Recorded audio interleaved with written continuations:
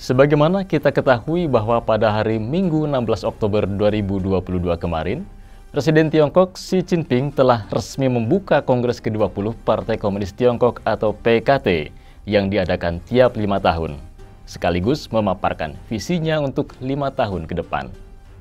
Presiden Xi Jinping diperkirakan akan secara resmi kembali berkuasa. Hal itu dibuktikan dengan keseriusannya menyampaikan lebih dari 104 menit pidatonya yang memberikan gambaran tentang apa yang akan terjadi selama setengah dekade berikutnya. Ia pun mengawali pidatonya dengan memberikan penghormatan kepada pencapaian partai di bawah pemerintahannya dalam dekade terakhir, sekaligus menjanjikan pencapaian yang lebih besar dari sebelumnya. Agresi di luar negeri dan kontrol di dalam negeri tetap menjadi inti dari rencana tersebut. Lantas seperti apakah pidato Presiden Xi Jinping dalam kongres tersebut? Dan bagaimana respons Indonesia dalam hal ini Presiden Jokowi melihat momentum Kongres Tiongkok sebagai sebuah peluang? Inilah Jurnal Barata bersama saya Endro Mariono.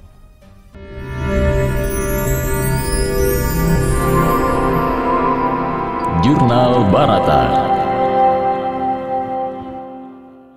Pemirsa, Presiden Tiongkok Xi Jinping diketahui memulai kongres dengan menyampaikan pidato. Dalam pidatonya, Presiden Xi memuji pencapaian pemerintahannya kepada sekitar 2.300 delegasi yang menghadiri kongres. Setidaknya ada beberapa pernyataan kunci yang telah kami rangkum dari pidato pemimpin tertinggi di Tiongkok tersebut. Pertama, terkait Hong Kong dan Taiwan yang diketahui menjadi salah satu bagian paling agresif dari pidatonya. Presiden Xi memuji intervensi PKT di Hong Kong dan tindakan keras yang diluncurkan dengan dukungan elit lokal pro-Beijing yang mentargetkan para pendukung pro-demokrasi hingga terdapat perbedaan pendapat politik. Menurut Presiden Xi, hal itu telah mencapai transisi besar dari kekacauan pemerintahan, namun berkat langkah-langkah ini, ketertiban telah dipulihkan di Hong Kong, menandai perubahan yang lebih baik di kawasan ini. Meskipun demikian, kefokusan Presiden Xi tentu saja masih seputar permasalahan Taiwan. Permasalahan tersebut bahkan ia kemukakan jauh lebih awal dalam pidato yang berlangsung hampir 2 jam itu daripada yang ia lakukan pada 2 kesempatan sebelumnya ketika ia membuka Kongres Partai pada tahun 2017 dan tahun 2012.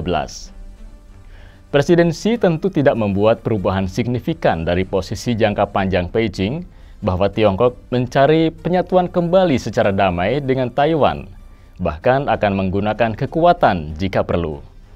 Meskipun demikian, Presiden Xi tetap menggunakan bahasa agresif untuk membuat serangan terselubung terhadap campur tangan Amerika Serikat.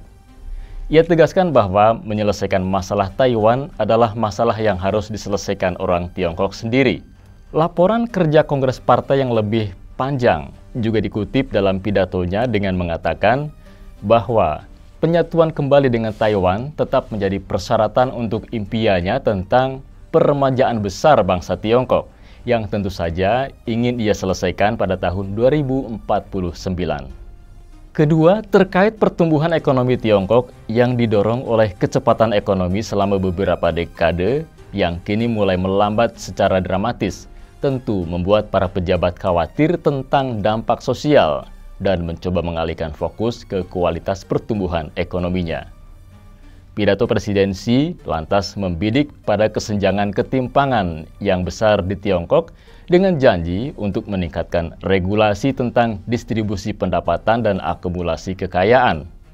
Selain itu, ketika sanksi Amerika Serikat dan pembatasan manufaktur teknologi Tiongkok mulai dirasakan, Presiden Xi juga menjanjikan inovasi dan investasi di bidang teknologi utama untuk mencapai kemandirian yang lebih besar. Presiden Xi mengakui salah satu pendorong terbesar dari kesengsaraan ekonomi Tiongkok yaitu komitmennya terhadap kebijakan nol COVID. Lantaran hal itu telah membuat perbatasan Tiongkok tertutup ketika seluruh dunia justru dibuka kembali, sehingga melumpuhkan bisnis dalam semalam. Meskipun demikian, Presiden Xi tetap memuji perang rakyat habis-habisan yang melawan virus sebagai keberhasilan yang telah melindungi kesehatan dan keselamatan rakyat semaksimal mungkin. Yang ketiga, terkait korupsi sebagaimana dikampanyekan presidensi sebagai anti korupsi kasih yang mengakibatkan jutaan pejabat diselidiki dan banyak tokoh senior dihukum atau dipenjara atas tuduhan korupsi. Tindakan tegas itu dianggap populer di kalangan warga yang muak dengan korupsi yang merajalela. Namun presidensi mengatakan kampanye itu adalah pertempuran melawan korupsi dalam skala yang belum pernah terjadi sebelumnya dalam sejarah Tiongkok dan tentu saja akan terus berlanjut. Ia tegaskan bahwa korupsi adalah kanker terbesar yang merusak vitalitas dan efektivitas tempur partai, sedangkan anti korupsi adalah revolusi diri yang paling menyeluruh. Dikatakan, selama ada kondisi untuk korupsi, maka perang melawan korupsi tidak akan berhenti walaupun sejenak. Yang keempat, kebijakan luar negeri yang meski tidak menjadi pembahasan utama dalam pidatonya, lantaran urusan dalam negeri menjadi prioritas utama presidensi. Namun diketahui bahwa kemungkinan dirinya akan melanjutkan dengan kebijakan luar negeri yang agresif dan ekspansionis, sebagaimana pengaruh global Tiongkok yang semakin besar. Presidensi menegaskan, pengaruh internasional Tiongkok, daya tarik, dan kekuatan untuk membentuk dunia telah meningkat secara signifikan. Menurutnya, dalam menghadapi perubahan drastis di lanskap internasional, dirinya telah mempertahankan tekad strategis yang kuat dan menunjukkan semangat juang. Dia juga memperingatkan negara-negara lain agar tidak ikut campur dalam perselisihan internasional yang dianggap Tiongkok sebagai masalah internal. Meski ia tidak menyebutkan salah satu masalah yang paling kontroversial secara internasional sejak masa jabatannya, seperti kebijakan pemerintah tentang agama, sosial, dan budaya di Xinjiang.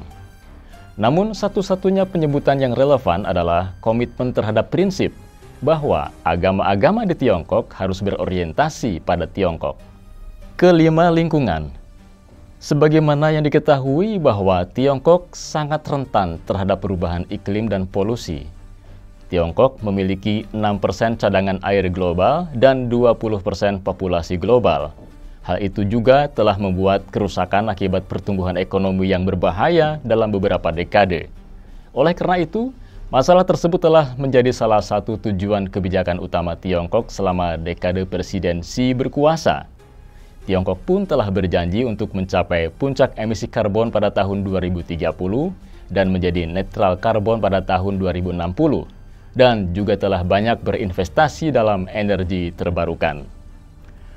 Presidensi menjanjikan perlindungan lingkungan dan mempromosikan gaya hidup hijau untuk menjaga keharmonisan antara manusia dan alam ketika merencanakan pembangunan. Ia tegaskan akan mendukung industri rendah karbon, memastikan konservasi ekosistemnya yang beragam, mengejar revolusi energi, dan mempromosikan penggunaan batu bara yang bersih dan efisien. Selain itu, melihat kedekatan Indonesia dengan Tiongkok yang begitu akrab sejak Presiden Indonesia Joko Widodo menjabat, tentu saja momentum Kongres adalah sebuah peluang untuk melihat masa depan kerjasama Tiongkok dan Indonesia ke depannya. Dalam sebuah wawancara bersama Presiden Jokowi yang dibawakan oleh Zhu Yun dari grup media Tiongkok CGTN dalam program CCTV Leaders Talk, Up Close and Personal Presiden Joko Widodo yang disiarkan di CCTV 13, Presiden Jokowi menekankan bahwa Tiongkok dan Indonesia adalah dua negara yang sama-sama besar dan memiliki potensi kerjasama yang sangat besar. Kerjasama bilateral yang intensif akan bermanfaat bagi kedua negara. Indonesia berharap Kongres Nasional ke-20 PKT berjalan dengan baik, menghasilkan kebijakan yang baik bagi rakyat Tiongkok, serta menghasilkan keputusan yang berkontribusi pada stabilitas, kesejahteraan, perdamaian di kawasan, dan seluruh dunia. Tiongkok juga mempunyai kekuatan besar dalam upaya pemulihan ekonomi global yang tidak bisa dilakukan sendirian. Upaya itu membutuhkan kerjasama dan kolaborasi dari semua pihak. Itulah mengapa Presiden Jokowi berharap Tiongkok menjadi bagian dari paradigma kolaborasi itu dalam memulihkan ekonomi global. Baik pemirsa, demikian Jurnal Barata, saya Endro Mariono. Demikian Jurnal Barata.